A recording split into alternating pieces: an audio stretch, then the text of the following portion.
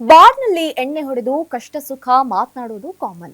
ಆದ್ರೆ ಈ ವೇಳೆ ಜೋರಾಗಿ ಮಾತನಾಡಬೇಡ, ನಮಗೆ ಡಿಸ್ಟರ್ಬ್ ಆಗುತ್ತೆ ಅಂತ ಹೇಳಿದಕ್ಕೆ ಆ ಒಂದು ಗ್ಯಾಂಗ್ ರೊಚ್ಚಿಗೆದ್ದು ಮಾಡಿದ್ದೇನ್ ಗೊತ್ತಾ? ನೀವೇ ನೋಡಿ.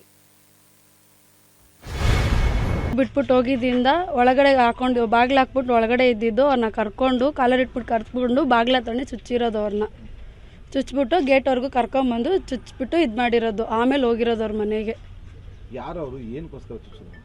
ಯಾರಂತ ಏನೂ ಗೊತ್ತಿಲ್ಲ. ನೋಡಿರೋದು ಹೊಸ ಮಕ್ಕಳು ಅವರೆಲ್ಲ, ಯಾರು ಹಳೇಬ್ರಲ್ಲ. ಅವನು ಸೂರಿಗೆ ಹೊಸೊಬ್ರು, ಅವರು ಗೊತ್ತಿರೋರು ಯಾರು ಅಲ್ಲ ಅವರು.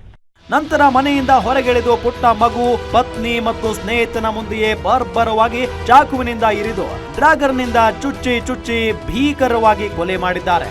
ಆಸ್ಪತ್ರೆಗೆ ಸೇರಿಸಲು ಯತ್ನಿಸಿದ ಪತ್ನಿ ಮತ್ತು ಸ್ನೇಹಿತನ ಮೇಲೂ ದಾಳಿಗೆ ಯತ್ನಿಸಿದ್ದಾರೆ. ಕೊನೆಗೆ ಹಾಗೂ ಹೀಗೂ ಆಸ್ಪತ್ರೆಗೆ ಸೇರಿಸಿದ್ದರೂ ಸಹ ಚಿಕಿತ್ಸೆ ಫಲಕಾರಿಯಾಗದೆ ವಿಕ್ಟೋರಿಯಾ ಆಸ್ಪತ್ರೆಯಲ್ಲಿ ಸುರೇಶ್ ಸಾವನ್ನಪ್ಪಿದ್ದಾನೆ. ಅಲ್ಲಿ ಬಾರಿಂದ ಆಚೆ ಬರ್ಬೇಕಾದ್ರೆ ಅವರು ಹುಡುಗರು ಮತ್ತೆ ಕ್ರಾಶ್ ಮಾಡಿಕೊಂಡು ಬಾಟ್ಲಿಂದ ಅವನಿಗೆ ಬಿಸಾಕಿ ಬೈದು ಕೆಟ್ಟ ಮಾತಲ್ಲೆಲ್ಲ ಬೈದು ಬಿಡಲ್ಲ ಹಂಗೆ ಹಿಂಗೆ ಅಂತೇಳಿ ಸೀದಾ ಅಲ್ಲಿಂದ ಬಂದು ಇಲ್ಲಿ ಮನೆ ಹತ್ರ ಬಿಟ್ಟು ಒಳಗಡೆ ಕರ್ಕೊಂಡೋಗಿ ಅವನ್ನ ಒಳಗಡೆ ಬಿಟ್ಟಾದ್ಮೇಲೆ ಸೀದಾ ಹಂಗೆ ಗಾಡಿಯಲ್ಲಿ ಅವ್ರು 6 ಜನ ಬಂದು 3 ಜನ ಒಳಗಡೆ ಬಂದು 3 ಜನ ಆಚೆ ನಿಂತಿದ್ರು. 3 ಜನ ಒಳಗಡೆ ಬಂದು ಡೋರ್ನ ಜೋರಾಗಿ ಹೊಡೆದು ಆ ಹುಡುಗನ್ನ ಆಚೆ ಎಳ್ಕೊಂಡು ಹೊಡೆದು ಚುಚ್ತಾರೆ ಫಸ್ಟು.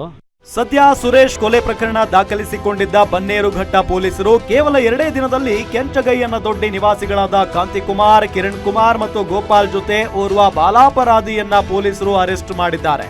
ಪ್ರಕರಣದಲ್ಲಿ ಭಾಗಿಯಾಗಿದ್ದ ಮತ್ತೊಬ್ಬ ಆರೋಪಿ ವಿನೋದ್ ಕುಮಾರ್ ಇನ್ನೂ ಪತ್ತೆಯಾಗಿಲ್ಲ. ಆತನಿಗಾಗಿ ಪೊಲೀಸರು ಬಲೆ ಬೀಸಿದ್ದಾರೆ.